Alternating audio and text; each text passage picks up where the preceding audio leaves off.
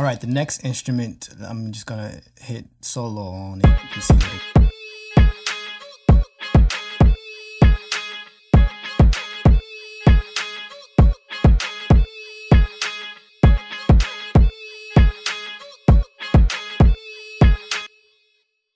So the kick is being sent straight to my 3-channel multi-dimensional, what did I call it? Multi-dimensional EQing and compressing is being sent to the 3 SSL EQs, being boosted in, I think I'm boosting, see, I don't need to send it there, but for some reason adding these high frequencies to the kick, even though nobody really hears them, they do actually add some transients to it. Like, I think there are some. Let me take a look at it real fast.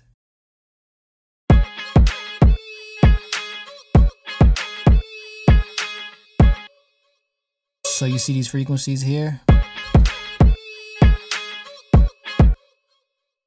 When I boost in these high mid, in this high mix that I made, it adds some more, I guess some more life in those frequencies, and it helps it penetrate through laptops and cell phones. It's good to have that in the kick. What I'm gonna do is, I might change this kick real fast right in front of y'all, because I found a kick that I liked.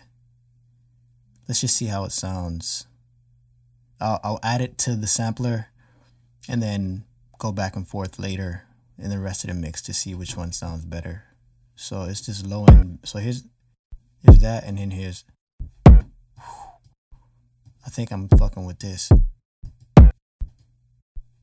Although that one's much louder because the volume isn't set to 0.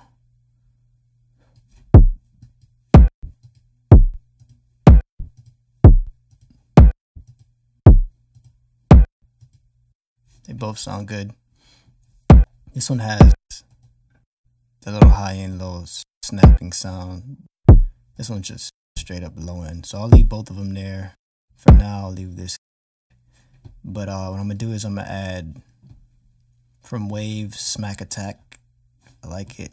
I don't have to use Wave Smack Attack. I could use Neutron's Transient Shaper. But for the sake of speed, when you know, and just like ease, Smack Attack just gives you a better looking interface.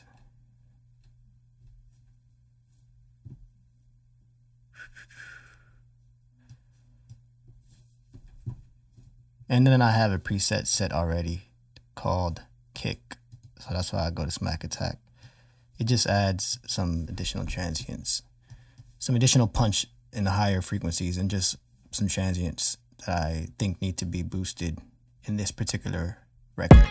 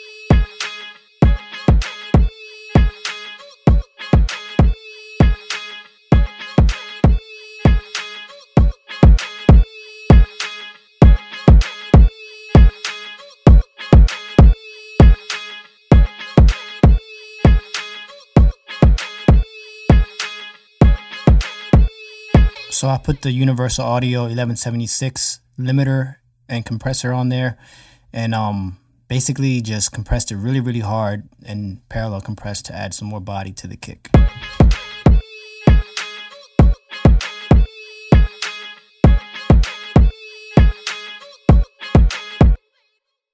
And it's also being sent to, like I said before, 3 different SSL channel strips, which have additional EQing, and I don't think it really has any compression, but it is being sent to a solid state compressor, which is an SSL compressor as well.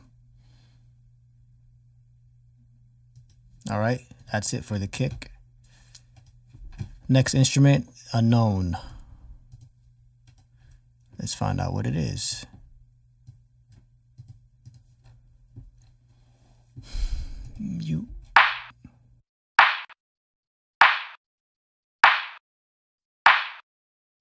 Clap of some kind. Let me do some compression and see what it sounds like. I mean, it doesn't really need it, but again, I'm on headphones, so who knows what I'm hearing.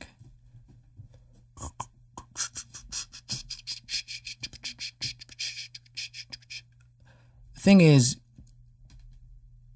if you know what you're doing, most of the times, even when you're applying initial compression and equalization, you kind of know some go-to rules about, you know, how to treat certain instruments. So even if you have headphones on, if you feel comfortable mixing with headphones really fast and you want to just, you know, have it on your ear, you don't want to bother anybody who may or may not be in the house. If you're recording at home, if you're in a studio setting, by all means use your monitors. But if you have other people who are like, you got to take account for, it's good to just put the headphones on and then start your mixing. And then when you can crank the volume up and all that, go back to your monitors. So I know that EQing certain ways and compressing certain ways are going to need to happen regardless. So that's why I'm doing some of these things.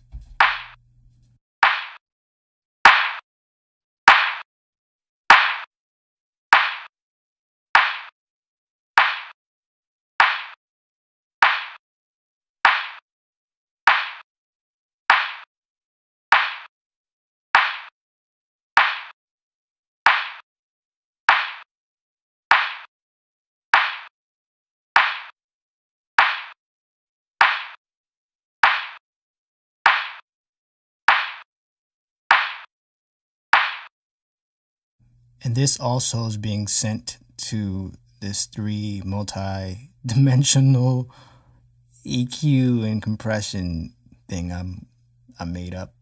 I really didn't make it up. People do it all the time, but I just don't know exactly what it's called. I mean, I know it's called multi or parallel, but if I'm using 3 different, it's multi-parallel. You know, it ain't just one parallel. It's multi-parallel, EQ and compression, whatever.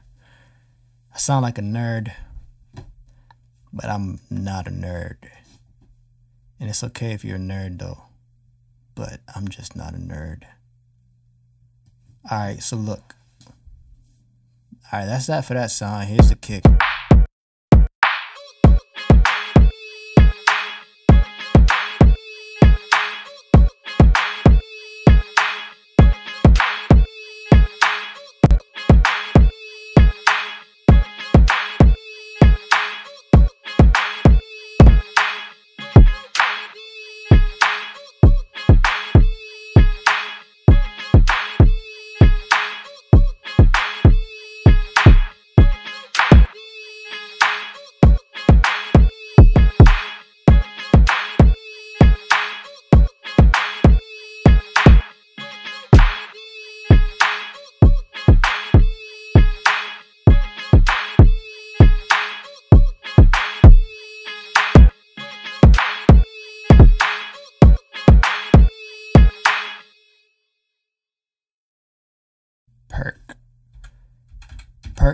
Perk.